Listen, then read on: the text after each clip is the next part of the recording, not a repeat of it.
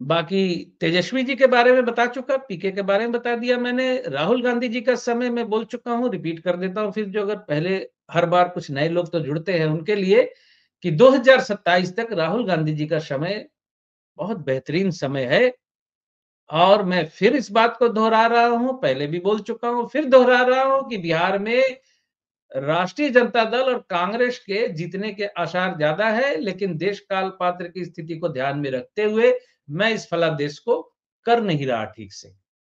मतलब जैसे बोलता हूं मैं नहीं कर रहा क्योंकि देश काल पात्र की स्थिति के अनुसार इतनी ज्यादा मैनिपुलेशन हो रही है, इतनी ज्यादा वहां 36,000 कहानियां आ रही हैं कि वहां देश काल पात्र के नियम के अनुसार चुनाव का नतीजा या चुनाव पे फलादेश मैं समझता हूं अगले 5 साल तक करने की कोई जरूरत नहीं है, कोई ज्योतिषी ना करे। मैं तो अब पीछे हट रहा हूं इस फलादेश को करने से, मैं नहीं कर रहा। लेकिन मैं जो बोल चुका ये बात कि स्थिति कांग्रेस और राजद की स्ट्रांग है। अगर सब कुछ ठीक ठाक रहा तो सत्ता में इंडिया गठबंधन आने के चांसेस ज्यादा है। बाकी जो उत्साहित हो रहे हैं मोदी जी की रैली में कुर्सियों पे लोग नहीं है, अमित शाह जी की रैली में कुर्सियों में लोग नहीं थे, भीड़ में लोग नहीं थे, तो मैं उनको याद दिला दूं कि उत्तर प्रदेश चुनाव के वक्त भी मोदी जी की सभाओं में लोग नहीं आ रहे थे, लेकिन यूपी जीता था उन्होंने। महाराष्ट्र में भी मोदी जी की सभाओं में लोग नहीं थे, लेकिन महाराष्ट्र उन्होंने जीता था। तो मैं जो बोलना नहीं चाहता हूं उसको समझ लीजिए, मैं हाथ खड़े कर रहा हूं। आपकी आवाज। यहाँ पर कुछ चीजें और भी हो रही हैं, जहां पर स्टेज छोड़कर नीतीश का चला जाना, मोदी की सभाओं में नीतीश का ना आना, नीतीश का इस बात पर गुस्सा करना कि आपने मुझे सीएम कैंडिडेट डिक्लेयर क्यों नहीं किया है। तो अमित शाह झल्ला गए और अमित शाह कहते हैं कि चुनाव के बाद देखेंगे किसको मुख्यमंत्री बनाना है। तो सीधा था कि तुमको नहीं बनाना है, तुमको हटा देंगे हम। और सम्राट चौधरी से कहा कि तुमको हम चुनाव के बाद बड़ा आदमी बना देंगे। ये बड़ा आदमी बनाने का मतलब क्या होता है? तो ये जो अमित शाह जो गेम खेल रहे हैं नीतीश के साथ में, इसको नीतीश बाबू भी समझ चुके हैं। तो नीतीश की कुंडली भी आपके पास है, सितारे पास है, बिहार के सितारे आपके पास है। तो नीतीश, मोदी और शाह, नीतीश वर्सेस मोदी शाह, ये जो फाइट चल रही है इसके बारे में बताइए। क्या नीतीश एक और पलटी मारेंगे क्या? नीतीश कुमार पलटी मारे, पलटी ना मारे, सीएम बने, सीएम ना बने, नीतीश कुमार जी की राजनीति मार्च, बहुत हद अप्रैल 2026 तक ही है। उनका राजनीतिक कैरियर फुल स्टॉप लगने वाला है मार्च और अप्रैल तक। ओके। दर्शक मित्र जो सुनते रहते हैं मुझे, उनको याद आ रहा होगा ये बात मैं बोल चुका हूं 3-4 बार पहले ही बोल चुका हूं कि उनका राजनीतिक कैरियर जो है अब बिल्कुल ढलान पे और बिल्कुल अंत पे है। 26 मार्च अप्रैल 2026 बस। अलट जाए क्या पलट हम जाए, सीएम क्या बने हम ये ना समझे बने। कि अमित शाह उनके साथ वही कर रहे हैं जो उन्होंने अकाली दल के साथ किया, शिवसेना के साथ किया, जेडीएस देवगौड़ा के साथ किया, वही इनके साथ कर रहे हैं? वही कर रहे, वही हो रहा है। और क्या 36 से नीतीश क्या नीतीश जी समझ नहीं रहे हैं? बिल्कुल समझ रहे हैं, लेकिन हर चीज का एक समय होता है, वो समय निकल गया उनका, समझ का ही नहीं रहे। लेकिन उनके साथ वाले जिनके जिनके भरोसे वो थे, वो सब तो कंप्रोमाइज हो चुके हैं। न्यूज़ ध्यान से पढ़ें, देखें तो सब समझ में आ जाता है। वो माला पहनाने जा रहे थे, एक नेता ने रोक दिया उनको माला पहनाने से। एक सीएम के हाथ को इस तरह से कौन रोकता है? कैसे रोकता है? किस शक्ति के तहत रोकता है? सीएम का हाथ इस तरह से रोक देना इतनी आसान चीज नहीं है। योगी जी का हाथ रोक के दिखाए ना ऐसे। ममता बनर्जी का हाथ कोई उनका नेता ऐसे रोक के दिखाए, अगले दिन कैबिनेट से बाहर होगा वो। नीतीश कुमार जी का राजनीतिक कैरियर बिल्कुल अंत पे है अब कोई संभावना नहीं बची वो कुछ भी करे। और जनता दल यूनाइटेड के जो वोट है वहाँ बिहार में बँटने वाले हैं, यानी 2 हिस्सों में बँटेंगे। एक हिस्सा बीजेपी की तरफ रहेगा, दूसरा हिस्सा इंडिया गठबंधन की तरफ, राजद की तरफ रहेगा या कांग्रेस की तरफ रहेगा। सिंपल है। बोलिए। अगर इतना ही अच्छा है सब कुछ एनडीए के लिए है कि वो आराम से नीतीश को निकाल सकते हैं, लेकिन उनके पास अपनी तो लीडरशिप ही नहीं है। बिहार कोई मध्य प्रदेश थोड़ी है, बिहार कोई उत्तर प्रदेश थोड़ी है, बिहार कोई हरियाणा थोड़ी है जिसको मर्जी आप इंस्टॉल कर दोगे वहां पे। ललन सिंह और संजय झा वो तो अपना चुनाव नहीं जीत सकते बीजेपी के बिना, तो जेडीयू के बिना उनकी अपनी तो कोई हस्ती नहीं है। और नीतीश के बाद तो कोई लीडरशिप ही नहीं है वहां पर। मुसीबत है कि बीजेपी के पास कोई लीडरशिप नहीं है वहां पर। सिर्फ ले दे के तेजस्वी लीडरशिप है जो कि आरजेडी के पास है, बाकी किसी के पास कोई लीडरशिप नहीं है। एक छोटा सा कॉर्नर चिराग पासवान का है। बीजेपी दिवालिया है लीडरशिप के अंदर, मैं आपको बताऊं दिवालिया। सम्राट चौधरी को लीडरशिप है ये सर। वो अपनी सीट नहीं जीत सकता बीजेपी के बिना सर। वो तो वैसे भी आरजेडी से आया हुआ आदमी है, वो तो अपना थोड़ी है वो। तो बीजेपी के डायलेमा ये है कि बीजेपी उस स्थिति में नहीं है कि जहां दूसरी स्टेट की तरह किसी को भी सुपर इम्पोज कर दे। बिहार की राजनीति बाकी भारतीय राज्यों की राजनीति से अलग है। वहां पे सांप्रदायिक ध्रुवीकरण नहीं हो पाया। योगी जी ने करने की कोशिश की, अयोध्या को याद करो, देखो रामचंद्र जी के बारे में हमने क्या किया है। अमित शाह बोले कि जदयू भी वो पार्टी था, जेडीयू वो पार्टी था जिसने राम मंदिर का विरोध किया। तो यहाँ पे वो सांप्रदायिकता नहीं चल रही एक्चुअली देखा जाए तो, वो सब कामयाब नहीं हो पा रहे। उनको समझ नहीं आता कि बिहार में ध्रुवीकरण क्यों नहीं हो पाता है। ये दिक्कतें हैं सर, इसके बारे में बात करूंगा आपसे मैं सर। अयोध्या अयोध्या ही तो हार गई। 2024 के लोकसभा चुनाव का जो मूल परिणाम था वो तो अयोध्या ही हार गए वहाँ पे। तो अयोध्या को सामने लाकर अब नहीं लगता मुझे कि ये कोई बहुत बड़ा मुद्दा अब अयोध्या का बचा है। ये जितने दिन लटका हुआ था, लोग आशा में थे, राम मंदिर के नाम पे अब वोट मिलना मुश्किल है। अब नहीं मिलेगा। आपको क्या लगता है?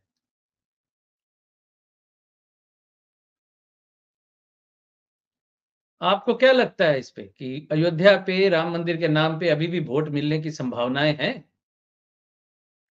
मुझे लगता है कि भारत के एक छोटे से हिस्से में अभी भी वो द्वेलित करता है लोगों को आगे पीछे करके। लेकिन बड़े राज्यों में मुद्दा डेड हो चुका है इस टाइम, बाकी बड़े बहुत राज्यों में कम मुद्दा डेड हो चुका है ऑलमोस्ट। देखिए बहुत कम लोगों को उद्वेलित कर रहा है वो, क्योंकि अब वो मुद्दा बचा नहीं है।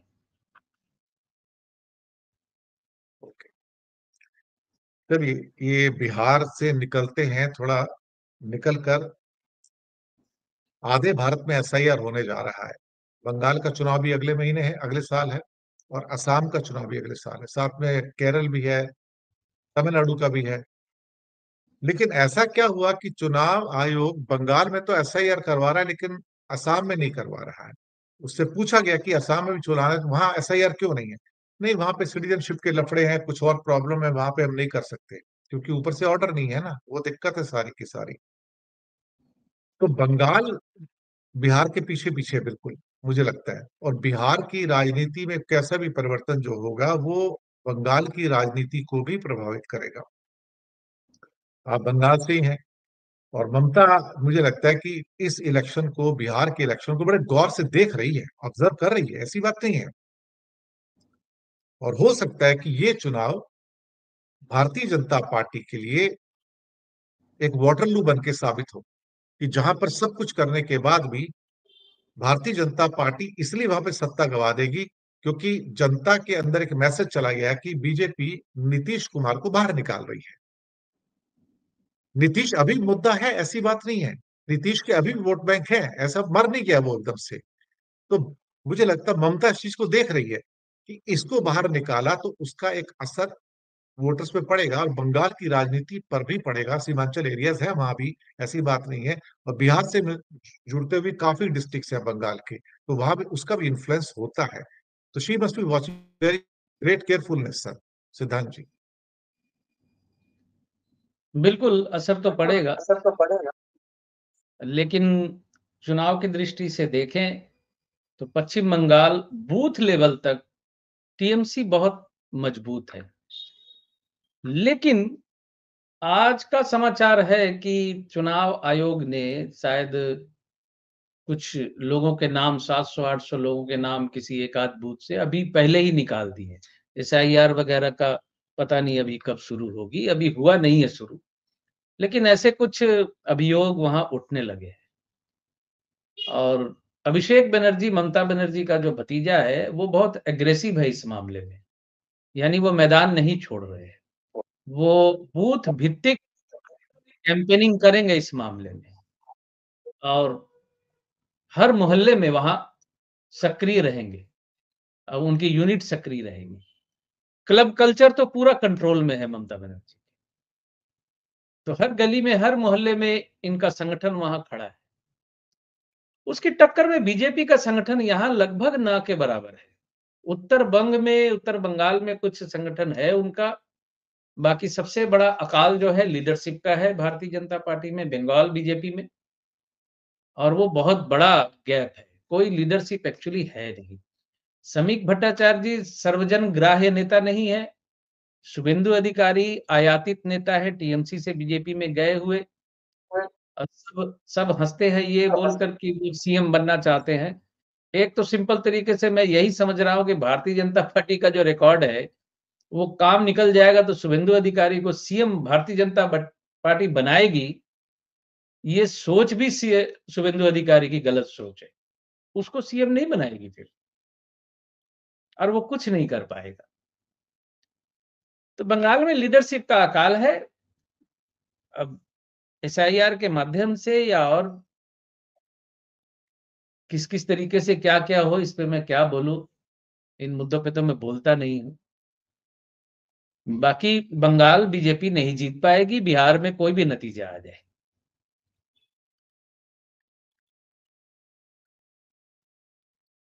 जो बोलिए सर। एसआईआर ना कराने का मुद्दा है, असम भी साथ में आ रहा है। बंगाल में एसआईआर होगा, असम में नहीं होगा, ये क्या मसला है सर? चुनाव आयोग सर तो पूरा का पूरा बायस्ड हो गया यहाँ पर तो। सर चित भी मेरी, पट भी मेरी, ऐसा ही समय चल रहा है, हम क्या बोल सकते हैं? बोलने के अलावा हमारे पास तो और कोई रास्ता है। ये तो चित भी मेरी, पट भी मेरी स्थिति चल रही है। हालाँकि असम में एनआरसी हो चुका है और इस वजह से वहाँ पहले से ही तनाव है, इस वजह से हो सकता है वहाँ ना करवाएँ। और ये बात भी सही है कि कानूनी तौर पे, नियमों के तौर पे ये अधिकार इलेक्शन कमीशन के पास सुरक्षित है कि वो किस राज्य में करे, किस राज्य में ना करे। अगर कानूनी भाषा अगर देखें तो। वो कह सकता है कि वहाँ सब ठीक है, उधर ज़रूरी वहाँ ज़रूरत नहीं है। यहाँ यहाँ का वोटर लिस्ट शुद्ध है, बंगाल की वोटर लिस्ट शुद्ध नहीं है, बिहार की शुद्ध नहीं थी। ऐसे ही बोल सकता है। कानूनी तौर पे ये बात मान्य है उनकी। लेकिन लोग अब जागरूक हो चुके हैं बहुत। लेकिन इस शब्द के साथ मैं ये भी कहूँगा कि हमारे यहाँ के लोग जागरूकता का जो परसेंटेज है बहुत कम है। एक व्यक्ति ने आज मेरे यूट्यूब पे कमेंट मारा कि हमें नागमणि कब मिलेगी? पैसों के अभाव में क्या सारी ज़िंदगी ऐसे दर-दर भटकना पड़ेगा? मैंने जवाब नहीं दिया उनको, क्या जवाब दूँ मैं? इस बात का क्या ही जवाब हो सकता है? तो यहाँ की हालत भारतवर्ष की ऐसी है कि कोई लीडर अगर किसी दिन ये घोषणा कर देगा कि मैं जिसे चाहूँगा उसे नागमणि दूँगा, मतलब मैं जीत गया तो आप सबको नागमणि दी जाएगी, तो 70% लोग लगता है मुझे उस नेता को वोट कर देंगे, वोट दे देंगे। ये मैं पिछली बार भी बोला था कि ये सिविक सेंस है यहाँ के लोगों का। कोई नेता हाथ उठा के कह दे